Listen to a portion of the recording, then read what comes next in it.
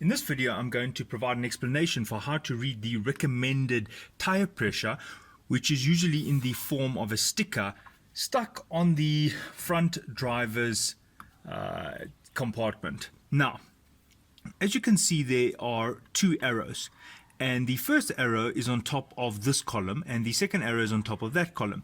And the first arrow refers to the front wheel and the second arrow to the rear wheel. Now, a car such as the one I'm doing this explanation on has two different tire sizes. So you must first find out if your car has two different tire sizes, and why that's important is you'll see there's some text on the side here, and it actually states the tire size. For example, it says 245 35 21 front, 275 40 19 rear.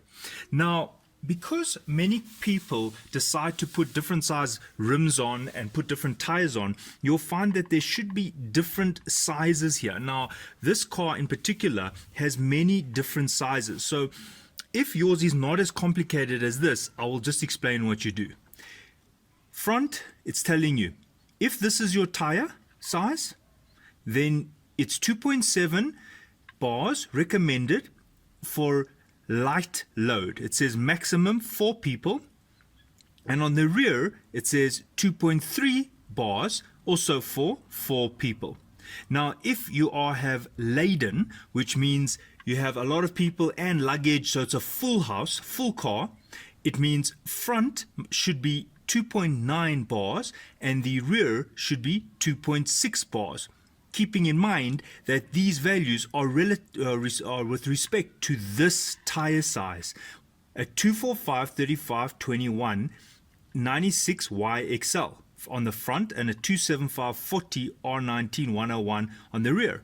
Now, I will go and show you how you read these tire sizes, but before I do, I would like to just show some more tire sizes below here. Now, on this one, I have a 245 40 20. Okay, that doesn't apply. And here I have a 245 45 19 98W front.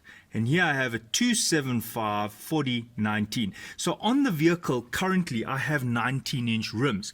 So that means that this block here is important for me. The ones over here are 18-inch. So I'm now going to show you how you read these values on your tires. Right, I'm going to show you this with the tire off because I would like to show you what these actually mean practically. And you can see here it says 275 40 R19 101Y. Now, when we were looking at the sticker, there was an option for this tire. So this is the correct tire for that vehicle. So that's the first thing I'd like to bring to attention, is that some tires are not actually specified for the vehicle, and that sticker is actually telling you what the manufacturer recommended. Now, this is for the rear because it is 275 40 R19, and just to tell you, the 275 is the width that is in contact with the road.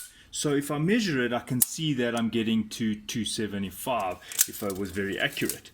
Now, what does this 40 mean? The 40 is actually telling you the ratio of sidewall to the width. So this is 40% of that. So if you say 275 times 0.4, we get an amount of 110 mils. So that will give you 110 mils.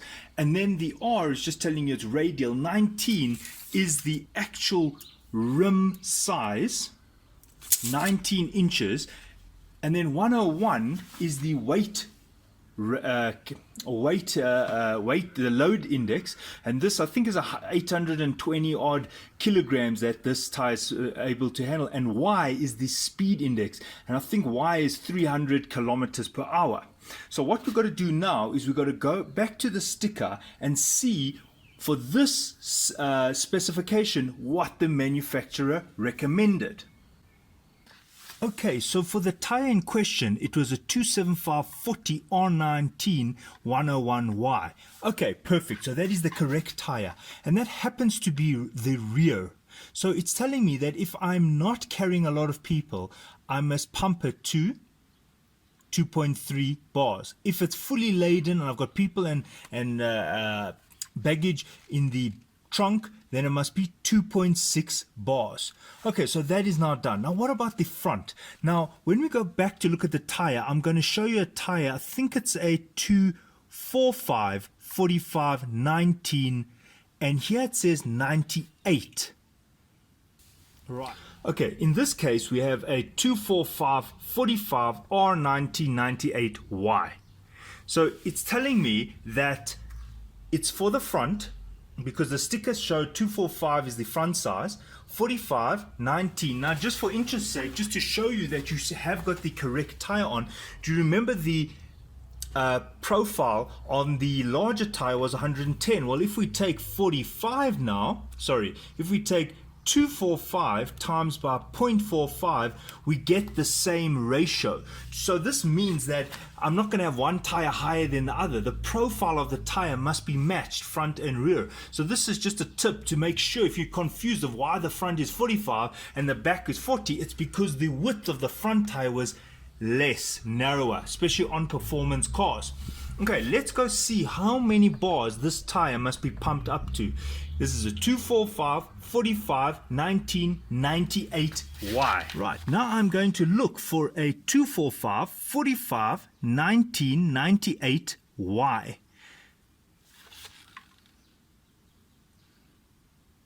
There we go. 245 45 98Y. Now don't get confused here, because look at this, 245 45 98W, and here 245 45 98Y. See, the Y is telling me the speed rating, and as you'll see, the speed rating is related to heat dissipation. So in this case, I'm allowed to have the front, remember the arrow, here's the column, I'm allowed to have the front tire pumped to 2.2. However, if the tire that I had was not a Y-rated tire, a very high performance tire, it was a lower performance, look, W is still good, but it's not as good as a Y-rated, then look at the tire pressure change. It must be 2.5. That is 0.3 bars higher. And the reason for that is because as the tire hits is rotating on the ground, it actually deflects a little bit, and that creates heat. And the Y means it can handle more heat, and that is why they're allowing for a slightly lower tire pressure. Okay, so to recap, I have a 245 45 19 98Y. The unladen, remember there, unladen is 2.2, and if it is laden, people and stuff in the trunk, it needs to be 2.4, and that is for the front. Okay, so let's look at some complicated cases now.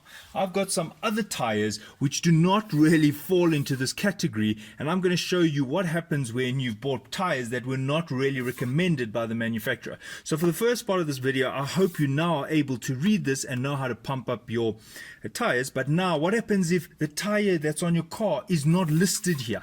Right, I'm going to deal with that now. Okay, so this happens to be the tire that is on the vehicle at the moment. And this happens to be a Toyo Proxys T1 Sport. Now look at the rating of this tire, 245/45. Okay, so that is correct.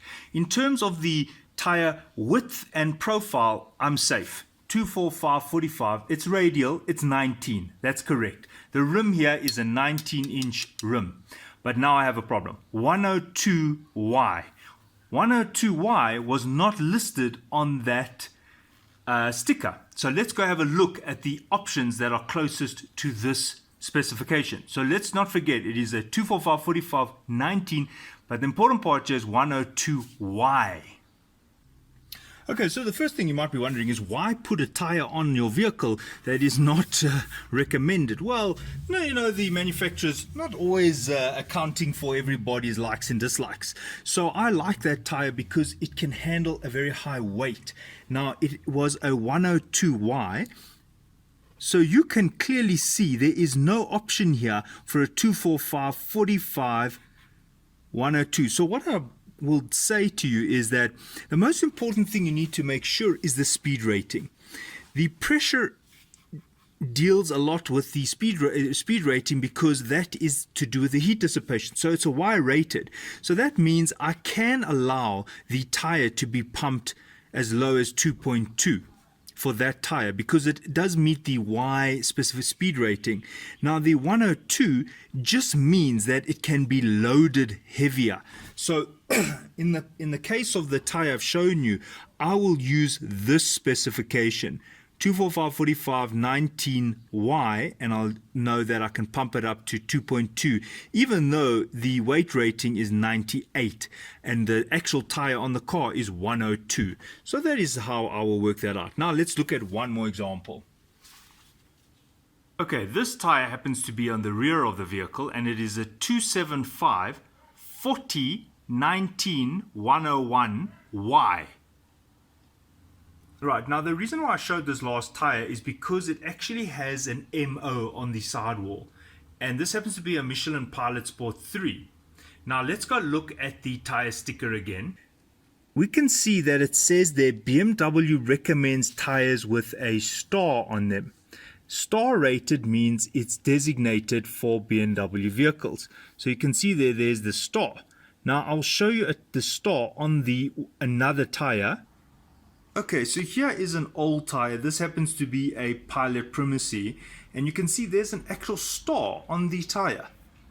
So the reason why I'm showing this is I'm also showing you that the manufacturer also recommends certain brands.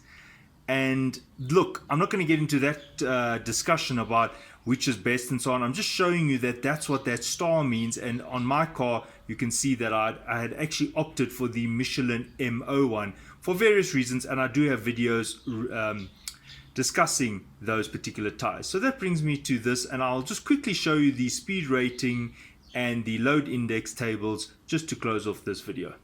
Right, I did say I would show a table of the speed ratings. Now you can see the common speed ratings.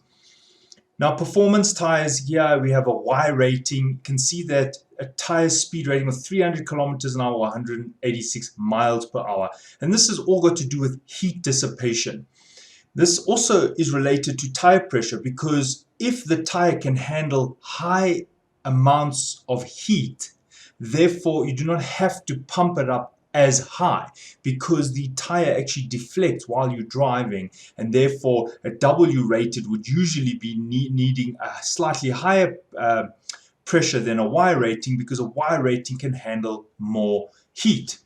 And looking at the loading, we can see the kilograms that the tire rating is given at. Now in the example I had 98, 101, and you can see the 101 can handle 825 kilograms and the 98 is 750. So this again is important if you are wanting to understand the specifications of a tire and what these numbers mean.